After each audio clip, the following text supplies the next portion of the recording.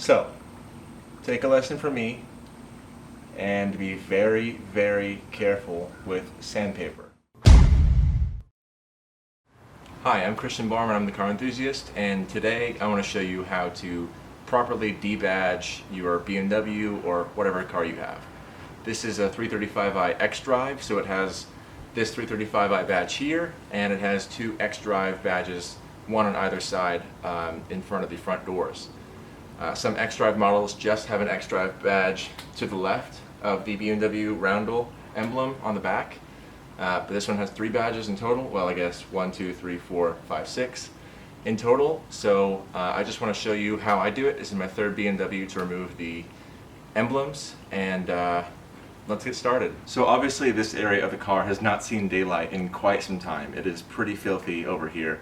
And it's probably best for this whole process to just go ahead and wash the car, or at least wash this area of the car to make sure there's no dirt that you can spread around and create unnecessary scratches and scuffs. But I'm going to wash the car pretty soon and do a complete compound polish and protectant on the car. So I'm not really worried about it. However, I do want to be safe, and I'm just going to get some good old soapy water and microfiber towel, spray down the area thoroughly, and just wipe it down. Obviously that makes me cringe a little bit because I want some really heavy suds, but this is Mr. Pink by Chemical Guys, and it does a really good job of lubricating the surface. Then, after you've thoroughly cleaned the area, you will meet your 3 best friends for this project. Hair dryer or heat gun, but hair dryer is a little bit safer on the paint. Heat gun can, if you hold it in one spot for too long, it can do some damage to the paint. Really the same is true for this as well, but you're not going to be as likely to do so with the lower heat from a hairdryer. Some dental floss is my choice. I don't have fishing line, that's another really good choice. I don't have it. So dental floss works just fine. You might have to use a little bit more of this because it might break sometimes, but it works. And then the third thing is goof off, or Goo Gone, or whatever. Preferably some sort of liquid like this that will remove adhesive, and you really don't want to get too aggressive with this because you can do some damage to the paint as well. But just enough, and a microfiber towel, and just kind of lightly rub it off once you get these badges off, and I'll show you that in a second. After that, you want to make sure that this whole area is scratch free and protected. If you need it, compound, and then at the very least polish and protect. I really like this hybrid solution ceramic spray coating from Turtle Wax. Obviously not sponsored either, but I really like this. It works really well. I apply it at every other wash on my cars, and it just lasts a good long time. So yeah, let's just do it.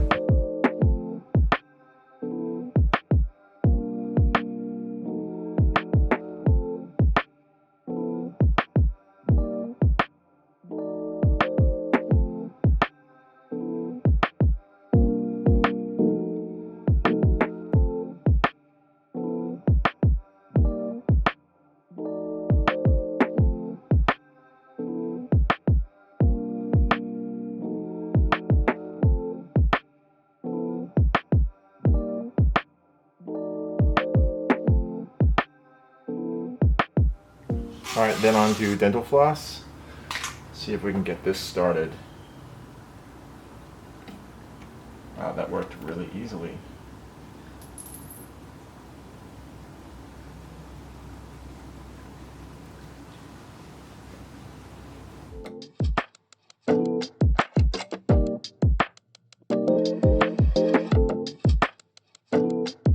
I'm going to keep heating up the adhesive just so that it's a little bit easier to get off with the Goo Gone. So yeah, let's just do it.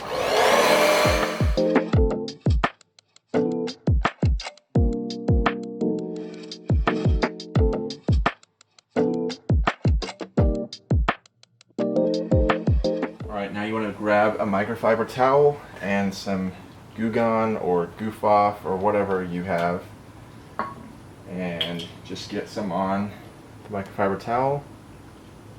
You might have a spray that's a little bit more gel based than this liquid. Either way, you want to be careful. So yeah, this is a pretty pungent smell for sure.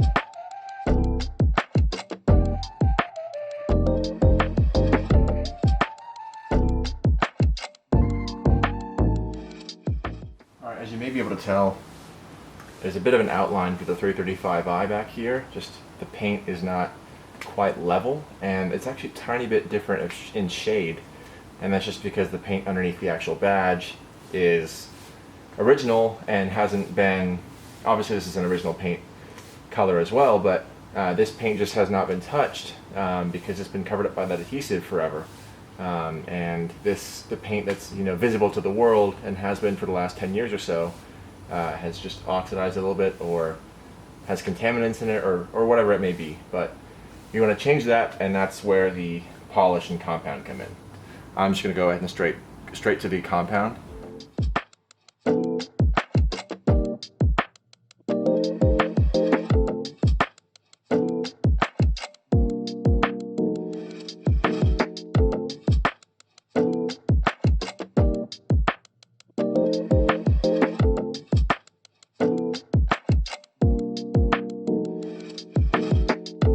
I'm looking at, see that faint outline of 335i?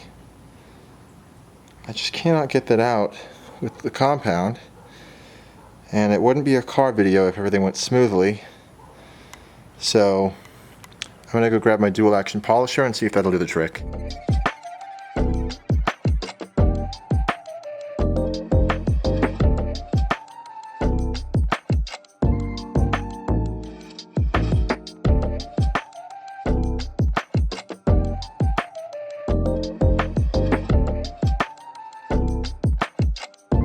Much time has elapsed,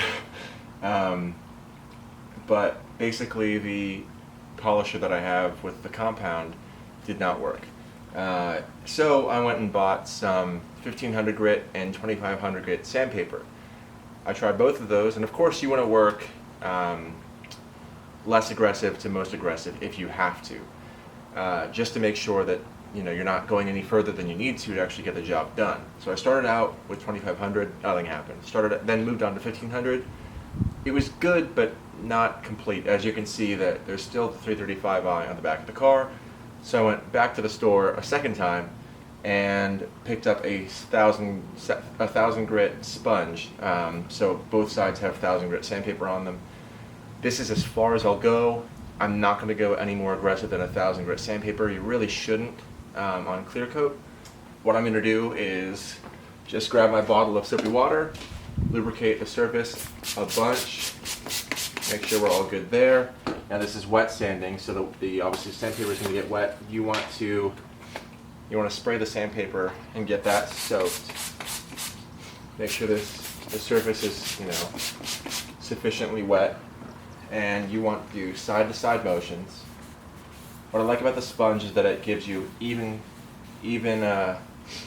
coverage, and it gives you even pressure across your area. Now what you don't want, actually I'm already messing this up, because what I should do is just stick to this area and just kind of do up and down motions and side-to-side motions, because as you're using aggressive sandpapers, what you want to do is start with the smallest area possible, and then as you get less aggressive, as I move from this 1000 grit to 1500 and up to 2500, I'm going to want to work to a larger area every single time, so that the scratches from the more aggressive previous step are covered.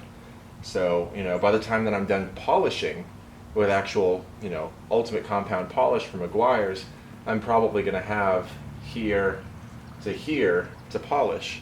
But what I want to do with this 1000 grit is just keep it where the numbers are, and try to keep a small area. So I'll just keep videoing every step, and hopefully this will work. If not, we're just going to leave it and get over it.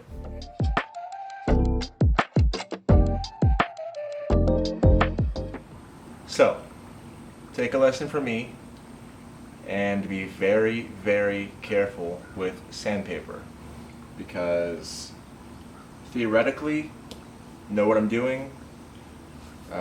It should be fairly straightforward, but I took it too far, and the paint was thinner than I thought it was going to be, and I sanded through the edge right here all the way to the primer. So if I want the trunk to look new again, then I need to get it repainted. And going from just a couple dollars to debadge your car, this quickly became a couple $100 for me. So be careful. Don't go too far. I wouldn't go down to 1,000 grit sandpaper. I would just stick at the very least, in terms of number, I would go lowest to 1,500 grit. And just be very, very careful. Don't do too many passes. But honestly, try to stick to compound and polish if you can. This is the only time that I've ever had to wet sand a car after debadging it. Typically compound and polish works just fine for me, so just be careful. I'm going to go ahead and move on to the sides. I've actually already done one side, the xDrive emblem on the left side of the car, and I'm just going to do compound and polish and get over it, and the same on this side. Luckily the sides are not as noticeable as the 335 on the back. Oh, and I'm also going to get this haze gone. I'm going to go ahead and go to 1,500 or 2,500 grit sandpaper just for a little bit, then compound and then polish, and then spray on this turtle wax ceramic spray. So let's finish this thing.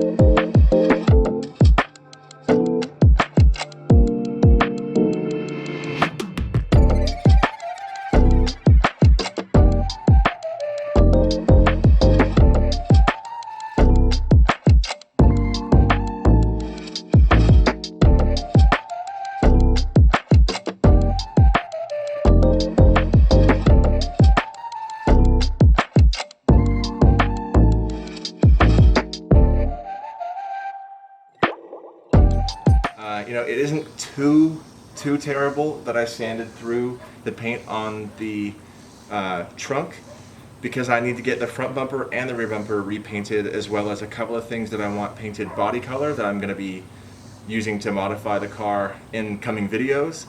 And hopefully this trunk is not too costly of an addition to that process. That being said, I hope you're careful when you do this yourself, and I hope that compound and polish is all that it takes to do the job. And I also hope that you stick around for more videos from yours truly, the car enthusiast. Have a great day.